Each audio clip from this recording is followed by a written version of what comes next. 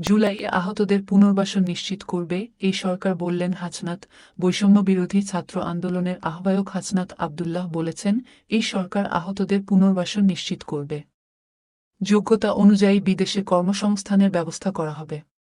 কাজ চলছে, ধৈর্য হারাবেন না। রোববার ২ ফেব্রুয়ারি দিবাগত রাত ১২টার দিকে পুলিশের ব্যারিকেড ভেঙে প্রধান উপদেষ্টার বাসভবন যমুনার সামনে অবস্থান নেন জুলাই-আগস্টের বৈষম্য বিরোধী আন্দোলনে আহতরা। পরে সেখানে উপস্থিত হয়ে আহতদের উদ্দেশ্যে এসব কথা বলেন তিনি। হাসনাত আব্দুল্লাহ বলেন, আহতের পুনর্বাসন করার বিষয়টি একটি লম্বা প্রক্রিয়া। নানা জায়গায় তাদের কাগজ চেক করতে করতে একটা জটিলতা তৈরি হয়েছে। এখানে গ্রুপ, উপগ্রুপ তৈরি হয়েছে।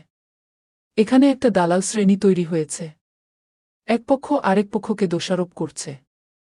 কেউ বলছে আমরা অরিজিনাল, আবার কেউ বলছে ওরা ভুয়া। এ ধরনের ঘটনার কারণে সরকার বিব্রত।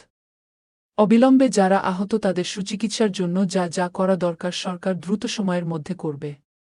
আপনাদের এ দাবি আমি সরকারের কাছে জানাচ্ছি। তিনি বলেন, আমাদের হাতে কিছু নেই। আমরা কিছু করতে পারি না। আপনারা যে চিকিৎসা পান না, এটা সত্য, এর জন্য দায়ী সরকারের লোকজন। সরকার ভালোমতো তদারকি করতে পারে নাই। ডেস্ক রিপোর্ট, বিই নিউজ।